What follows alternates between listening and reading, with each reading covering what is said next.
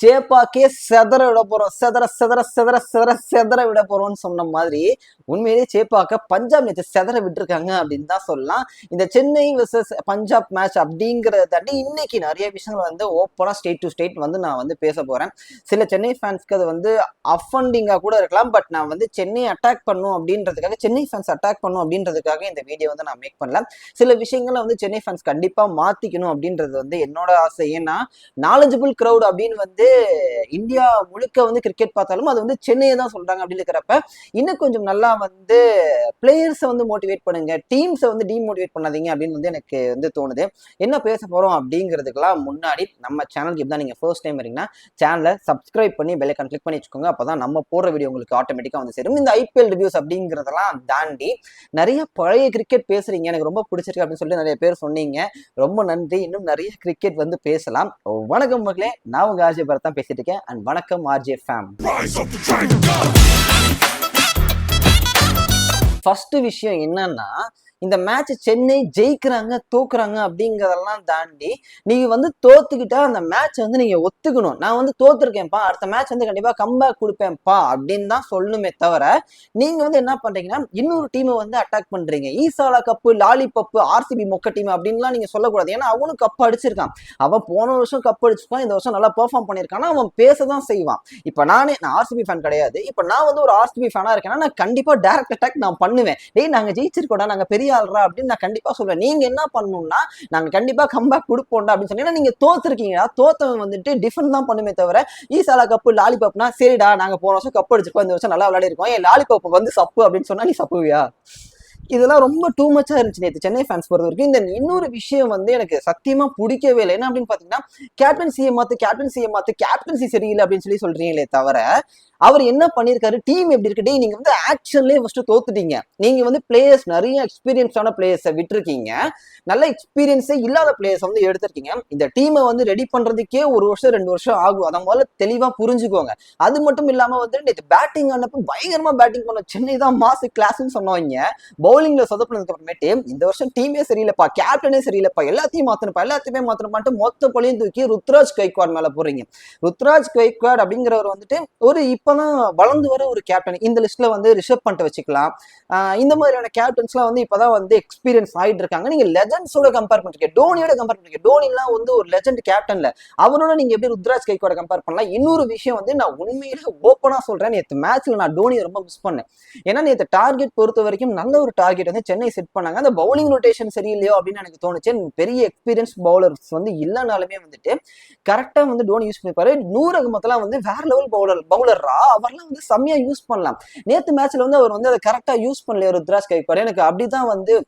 எனக்கு அப்படிதான் வந்து தோணுச்சு. தென் இன்னொரு விஷயம் வந்து நான் சொல்லணும், என்ன அப்படின்னு பாத்தீங்கன்னா, ஓப்பனிங்ல ஆயுஷ் மாத்திரை இறக்கி விடுங்க, சஞ்சு சாம்சன் ஒன்று ஆடவைங்க, இல்ல ருத்ராஜ் கைக்வாட் ஒன்று ஆடவைங்க. ஏன்னா இவருமே ருத்ராஜ் கைக்வாட் வந்துட்டு பெரிய லெவல் ஃபார்ம்ல கிடையாது. சஞ்சு சாம்சனும் வந்துட்டு அந்த T20 வேர்ல்டு கப் வச்சு ஓப்பனிங் இறக்கி விடுறீங்க. மிஸ் ஆகுது அப்படின்னா ஆயுஷ் மாத்திரை நல்ல ஃபார்ம்ல இருக்காரு, அவரை இறக்கி விடுங்க, அந்த பையனை ஆடவைங்க. உங்களுக்கு ஒரு 20 ரன் 25 ரன் அதிகமாகும். அந்த மாதிரி நீங்க வந்து முட்டு கொடுக்கணும். நீங்க வந்துட்டு மத்த டீம் எதுக்கு டிஃபெண்ட் பண்ணிருக்கீங்க? நாங்க வந்து ஆண்ட பரம்பரான்னு சொல்றீங்க. டே உண்மையிலே ஆண்ட பரம்பரைன்னு ஒருத்தவங்க இருக்காங்க, அவங்க இந்த வருஷம் கப் அடிப்பாங்க, நான் அடிச்சு சொல்றேன். அப்ப நீங்க என்ன பண்ணுவீங்க? உண்மையான ஆண்ட பரம்பரை யாருன்னு இங்க இருக்கிற எல்லாருக்குமே வந்து தெரியும். சிஎஸ்கே வந்து நல்ல லெகசி தான், நல்ல டீம் தான், நான் இல்லைன்னு நான் சொல்றேன். அதுக்காக மற்ற டீமை நீங்க வந்து அட்டாக் பண்ணிட்டு இருக்கீங்க. இன்னொரு விஷயம், இந்த மேட்ச் ரிவ்யூ அப்படிங்கிறதெல்லாம் தாண்டி இன்னும் நிறைய வீடியோஸ் நான் வந்து எடுத்து வச்சிருக்கேன். அந்த வீடியோஸ்லாம் நம்ம பார்க்கலாம். சென்னை ஃபேன்ஸ் வந்து ஏன் இப்படி பண்றாங்க அப்படின்னு எனக்கு சத்தியமா புரியல. ஒரு தலையே இல்லாத ஒரு வால் மாதிரி தான் இப்ப எனக்கு சத்தியமா தெரியுது டோனி இல்லாததுனால. ஏன்னா ஒரு இதுவே இல்லை, ஒரு கைடன்ஸே இல்லை, மேனேஜ்மெண்ட்டே ரொம்ப மோசமா இருக்கு. ஏன்னா இந்த வருஷம் டீம் வந்து ரொம்ப மட்டித்தனமா எடுத்திருக்காங்க. இருக்கிற டீம் வச்சுதான் விளையாட முடியும். நீங்க போட்டு ருத்ராஜ் கைக்வாட் அடிச்சிட்டு இருக்கீங்க. அவனுக்கு சரி, அவனை நீங்க கேப்டன்சில இருந்து தூக்குறீங்க, வேற சஞ்சு சாம்சன் கேப்டன் ஆக்குவீங்களா? கேப்டன் ஆக்குங்க, நீங்க அப்பயுமே தோப்பீங்க. நான் இன்னொன்னு சொல்றேன், ராஜஸ்தான் ராயல்ஸ்ல இருந்த வரைக்கும் கூட சஞ்சு சாம்சன் அந்த முதல் 3 மேட்ச் 4 மேட்ச் நல்லா தான் அடிச்சிட்டு இருந்தாப்ல. சென்னைக்கு எப்ப வந்தாரோ அப்ப இருந்து அதிகம் அடிக்கிறது. நீங்க என்ன பிரஷர் ஜாஸ்தி, நிறைய நம்பிக்கை வைக்கிறாங்கன்றத வந்து அவருக்கே தெரியுது. அதனால அவுட் ஆகிட்டு போறாங்க, நிறைய டாட் போறாங்க, நிறைய அவுட் ஆகுறாங்க. டீம்ல நல்லா ரொட்டேட் பண்ணுங்க. இன்னொரு விஷயம் நான் நோட் பண்ணேன், நான் ஃபர்ஸ்ட் மேட்சே சொல்லியிருந்தேன், நானும் அந்த தோனியா இருந்தாருன்னா தூபே வந்து முன்னாடியே இறக்கி விட்டுருப்பாரு அப்படின்னு சொல்லியிருந்தேன். நேற்று மேட்ச்ல தூபே முன்னாடியே இறக்கிட்டாங்க. நிறைய ருத்ராஜ் கைக்வாடும் தெளிவா தான் பண்றாரு. கலீல் அஹ்மத் போன வருஷம் நல்லா பெர்ஃபார்ம் பண்ணாரு பவுலிங், இந்த வருஷம் கொஞ்சம் அடி வாங்கி இருக்காரு. மேட் ஹென்ரி எல்லாம் வந்து ஒரு ஃபாரின் பிளேயர்ஸ் எவ்வளவு நல்ல பவுலர்ஸ் இருக்காங்க. ஸோ அந்த மாதிரி பவுலர் இப்போ மேட்ச் என்ட்ரி எடுத்து மெயின் பவுலரா யூஸ் பண்றீங்க. அதான் தில்லிக்கு துட்டான பவுலிங் தான், நான் இல்லைன்னா நான் சொல்ல. ஆனா இன்னுமே வந்துட்டு அந்த பவுலிங்லாம் செட் ஆகலையே அப்படின்னு தான் தோணுது. கொஞ்சம் டைம் கொடுங்க, வெயிட் பண்ணி பாருங்க. இந்த வருஷம் பிளே ஆஃப் வராங்க வரல அப்படிங்கிறதெல்லாம் தாண்டி வெயிட் பண்ணுங்க, என்ன பண்றாங்கன்னு பாருங்க. இந்த வருஷத்தோட மிஸ்டேக் அடுத்த வருஷம் கரெக்ட் பண்ணுங்க. ஏன்னா எல்லா டீமுமே வந்து புதுசா தான் வந்திருக்காங்க. இதை வந்து மும்பை இந்தியன்ஸ் வந்து ஃபேஸ் பண்ணாங்க. எப்பன்னா ஒரு காலகட்டத்தில் 2022 நினைக்கிறேன், எக்ஸாக்டா தெரியல. அப்போ வந்து டீமே ரொம்ப கொலாப்ஸ்டா இருந்துச்சு. அந்த வருஷம் பிளே ஆஃப் கூட வரல நினைக்கிறேன், எனக்கு எக்ஸாக்டா தெரியல, ரொம்ப ஞாபகம் இல்லை எனக்கு. அப்போ வந்து ரொம்ப ஸ்ட்ரகிள் பண்ணாங்க, எல்லார்ட்டையும் அடி வாங்கினாங்க. இப்போ வந்து இப்போ எப்படி சொல்றது, நீ ஒரு டீம் வந்து ஃபார்ம் அவுட்ல இருக்கியா, மும்பை கூட விளையாடி ஃபார்முக்கு வந்துடும் அப்படின்ற மாதிரியான டீமா அப்போ வந்து மும்பை இந்தியன்ஸ் இருந்தானுங்க. ஆனா அதுக்கப்புறமேட்டு வந்து பிளேயர்ஸை மாத்தி புது பிளேயர்ஸை கொண்டு வந்து எவால்வ் பண்ணானுங்க. அந்த மாதிரி சிஎஸ்கே பண்ணுவானுங்க. நீங்க அதுக்குள்ள வந்து டீம் சரியில்லை, மேனேஜ்மெண்ட் சரியில்லை, கேப்டன் சரியில்லை போட்டு 2 மேட்ச் தான் நடந்திருக்கீங்க, இந்த அடி அடிக்கிறீங்க. உங்களுக்கு நீங்களே வந்து சென்னை வந்து நல்லா இல்லை அப்படின்னு சொல்லி நம்புறத முதலடி பண்ணுங்க. சென்னை டீம் வந்து உண்மையிலே நல்லா இருக்கு. ஃபர்ஸ்ட் மேட்சை கம்பேர் பண்றப்ப பெட்டர் தென் பெட்டர், 50-60% வந்து சூப்பரா சென்னை விளையாடி இருக்காங்க. அதை பத்தி பேசுங்க. போன வாட்டி நாங்க நல்லாவே விளையாடுறா, பேட்டிங் ஒழுங்காவே பண்ணலடா, இப்போ நாங்க 200 அடிச்சிருக்கோம்ல அப்படின்னு அதை பத்தி பேசுங்க. நான் உங்களுக்கு சில வீடியோஸ் எல்லாம் காட்டுறேன், அந்த வீடியோ பார்த்துட்டு நம்ம அதுக்கு ரியாக்ட் பண்ணலாம். ஆமா, பேட்டிங் வந்து நல்லா இருந்தது, பட் பவுலிங் வந்து பெருசா இல்ல. மேபி கேப்டன்ஷிப் மாத்தினா நல்லா இருக்கும். இந்த அக்காவும் அதுதான் சொல்றாங்க, வந்துட்டு கேப்டன்சி சரியில்லை அப்படின்னு சொல்லி சொல்றாங்க. இங்க வந்து கேப்டன்சி வந்து மேட்ரு கிடையாது. இங்க டீமே வந்து அந்த அளவுக்கு வந்து ஸ்ட்ராங்கா இல்லை. இருக்கிற டீம் வச்சு என்ன பெர்ஃபார்ம் பண்ண முடியுமோ அதை பெர்ஃபார்ம் பண்ணியிருக்காங்க. நேற்று மேட்ச் உண்மையிலே சென்னை நல்லா தான் பண்ணாங்க. நான் ஓப்பனா சொல்றேன், எங்க அப்பா வந்து ஒரு பயங்கரமான சென்னை ஃபேனு. நான் எப்பயுமே வந்து ஏதாவது ஒரு நடந்துருச்சுன்னா நான் பயங்கரமா கலாய்ப்பேன் போட்டு அவர். அப்போ வந்து இவர் என்ன சொல்றாருன்னா, இந்த வருஷம் வந்து 9 டீம் தான், சென்னை வந்து டீமே கிடையாதுன்னு சொல்றாரு. ஏன் நீங்க வந்து டீம் இல்லைன்னு நினைக்கிறீங்க? இந்த டீம் வந்து நல்ல டீம் தான், இந்த டீம் வச்சு எப்படி ஜெயிக்கணும் அப்படின்றத பத்தி பேசுங்க அப்படின்னு தான் நான் சொல்றேன். பேட்டிங் ரொம்ப சூப்பராக பண்ணாங்க, ஆனால் பவுலிங் மட்டும் கொஞ்சம் டேமேஜிங்காக இருந்துச்சு. பவுலிங் மட்டும் கொஞ்சம் இன்க்ரீஸ் பண்ணி ப்ராக்டிஸ் நிறையா பண்ணாங்கன்னா அவங்களும் நிறையா ரன்ஸ் அடிக்க விடாமல் டிஃபெண்ட் பண்ணலாம். Bro, we will come back stronger. நீதி நேர்மை நியாயம் கன்ஃபார்மாக ஜெயிச்சிரும். இது ஓகே, இவர் சொன்னது இப்போ எனக்கு நான் அக்செப்ட் பண்ணிக்கிற மாதிரி இருக்கு. we will come back stronger சொன்னாரு, ஓகே தான். They came here for Dhoni, but Dhoni is not playing. I don't know.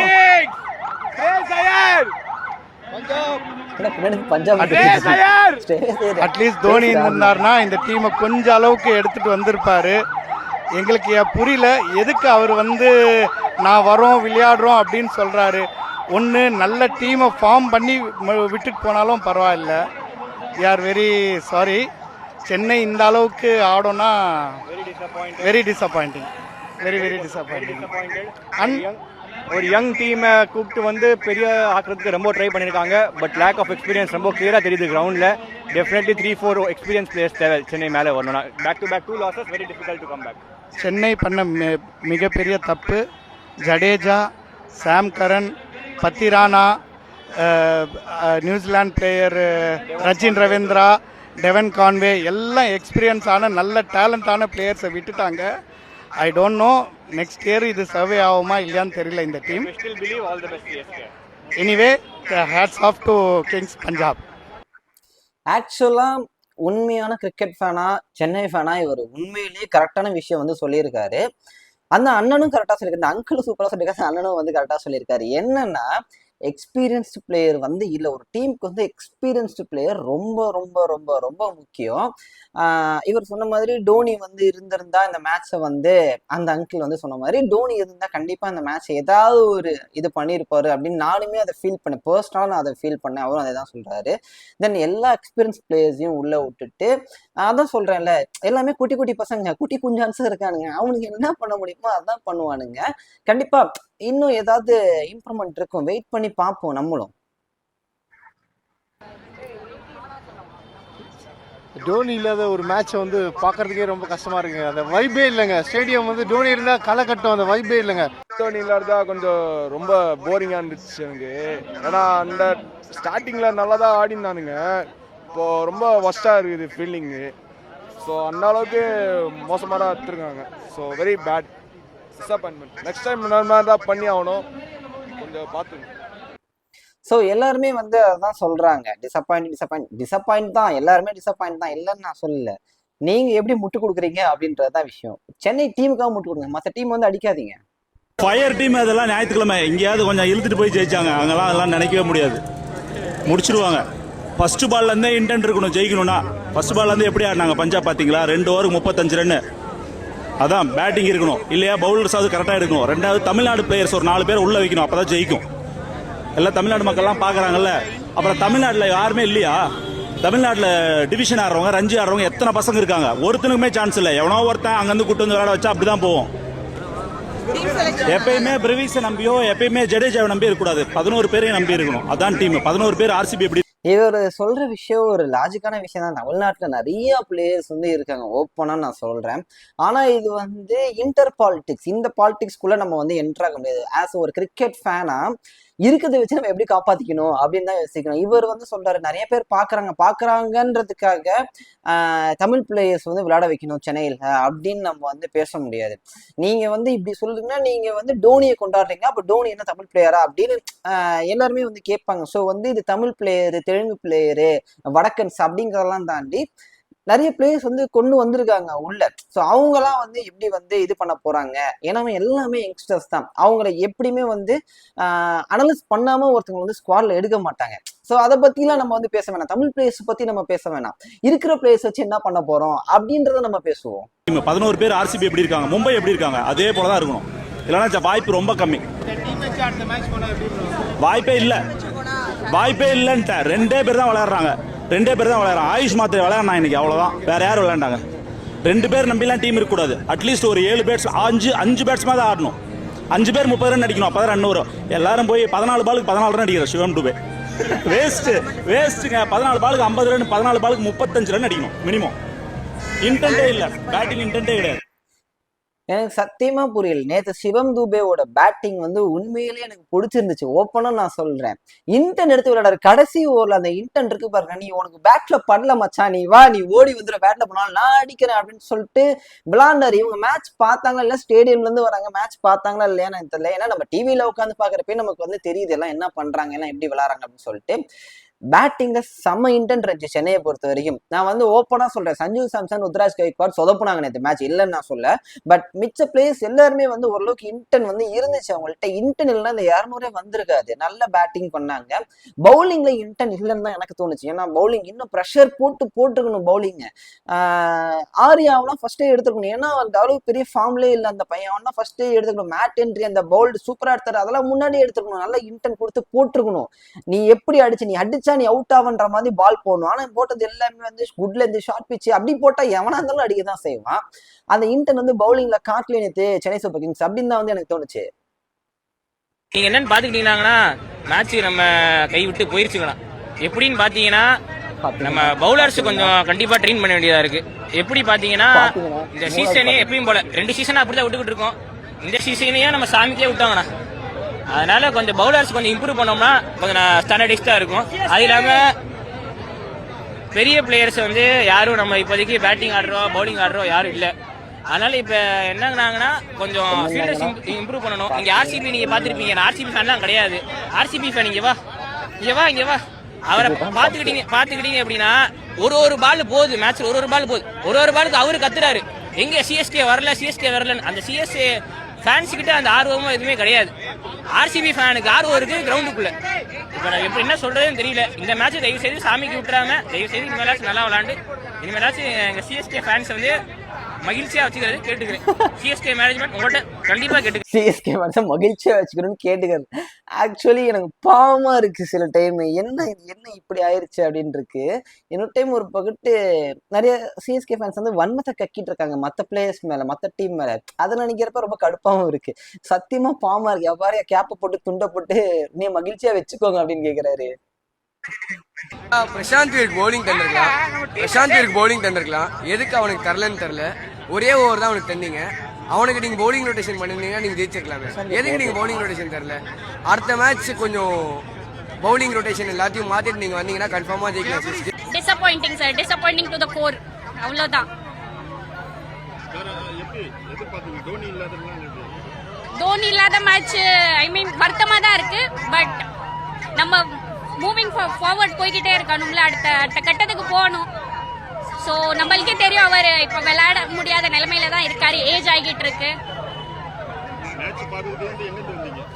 Match பார்க்க நேத்து வந்தோம், மும்பைல இருந்து வந்திருக்கோம் மேட்ச் பார்க்கறதுக்கு. ஓ இந்த பாரியா மேட்ச் பார்க்கறதுக்கு மும்பைல இருந்தெல்லாம் வந்திருக்காங்க. ஆக்சுவலா எனக்கு வந்து என்ன சொல்றதுன்னே தெரியல. சென்னைக்கு அவ்வளோ ஃபேன்ஸ் இருக்குங்க. சென்னை ஸ்டார்டம் ஃபேண்டம், அந்த ஃபேண்டமை பயங்கரமா யூஸ் பண்ணுங்க. தோத்தாலும் பரவாயில்ல, டேய் நாங்க மாஸ்ரா, நாங்க கம்பேக் கொடுப்போம்டா அப்படின்னு சொல்லுங்க. கேப்டன்சி சரியில்லை, பவுலிங் சரியில்லை, உங்க டீம் சரியில்லை, உங்க டீம்னா பெரிய புடுங்கியா அப்படின்னு, அதெல்லாம் தேவையே இல்லைன்றேன் நானு. சென்னை டீம் நல்லா இருந்தது இன்னைக்கு கேம். போன கேமோட இந்த கேம் நம்ம இம்ப்ரூவ்மெண்ட்டாக இருந்தது. பட் இன்னும் ஃபீல்டிங்ஸ் என்னை பொறுத்தவரைங்க ஃபீல்டிங் அப்படின்ற சீனியர் பிளேயர் இல்லாதனால கொஞ்சம் அப்படி பிளேயர்லாம் செட் பண்ணுறது கொஞ்சம் வீக்னஸாக இருக்குன்னு நினைக்கிறேன். அது இம்ப்ரூவ் பண்ணாங்கன்னா கொஞ்சம் நம்ம தப்பு ஜெயிக்க வாய்ப்பு இருக்குங்க. அப்பா முதல் முறையா சென்னை ஃபேன் ஒருத்தர் இந்த விஷயத்த சொல்றாரு, கப்படிக்க ஈஸியா இருக்கும் அப்படின்னு சொல்லிட்டு. அவர் அடிச்ச அதே சரக்கு எனக்கு வேணும். தோனி வராது ரொம்ப மிஸ் பண்ணுறோம் நாங்கள். தோனி வந்தார்னா கொஞ்சம் இம்ப்ரூவ்மெண்ட். மெயினாக இன்னொன்று ஜடேஜா மிஸ் பண்ணிட்டோம். நம்ம அது இது பண்ணும்போது ஏலத்தில் எடுக்கும் போது நம்ம கரெக்டாக ஜடேஜா பிக் பண்ணியிருந்தோம்னா இன்னும் கொஞ்சம் டஃப்பாக இருந்திருக்கும். சக்க சரக்கில் இருக்காரு போல, ஏலம் அது இதுன்றாரு. சரி அதெல்லாம் விடுங்க. நிறைய வீடியோஸ் நான் வந்து பார்த்தேன். அந்த ஹோப்பை விட்டுறாதீங்க சென்னை ஃபேன்ஸ் அப்படிதான் சொல்லுவேன். இன்னும் மேட்சஸ் இருக்கு, இன்னும் நிறைய கம்பேக் கொடுக்கலாம். தொடர்ந்து 6 மேட்ச் ஹோம்ல தோத்துருக்கோம் அப்படின்றதே வந்து ஒரு பெரிய அடிதான் நமக்கு. ஆனா அந்த அடியெல்லாம் வந்து இடியா மாத்தி திருப்பி கொடுப்போம் அப்படின்னு நான் நம்புறேன். நீங்க என்ன நினைக்கிறீங்க அப்படின்ற உங்களோட கருத்தை மறக்காம கமெண்ட் செக்ஷன்ல கமெண்ட் பண்ணுங்க.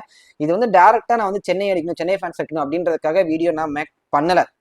இப்போ நான் ஓப்பனாக நான் சொல்கிறேன், நேற்று அவங்க விளாண்ட மேட்ச் எனக்கு ஓகே சாட்டிஸ்ஃபைடாக இருந்துச்சு. உங்களுக்குலாம் ஏன் சாட்டிஸ்ஃபைடாக இல்லைன்னு எனக்கு சத்தியமாக தெரியல. ஃபர்ஸ்ட் மேட்சை கம்பேர் பண்ணுறப்ப சூப்பராக விளையாடி இருக்காங்க அப்படின்னு நினைக்கிறப்ப போக போக போக பெட்டர் பண்ணுவாங்க அப்படின்னு நம்ம பிலீவ் பண்ணுவோம் அப்படின்னு சொல்லிட்டு இந்த வீடியோவை நான் முடிச்சுக்கிட்டேன்.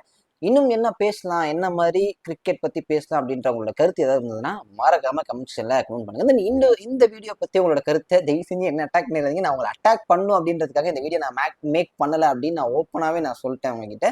இந்த வீடியோ பற்றி நான் உங்களோட கருத்தை மறக்காம கமெண்ட் செக்ஷனில் கமெண்ட் பண்ணிட்டு போங்க. நாளைக்கு பார்க்கலாம்.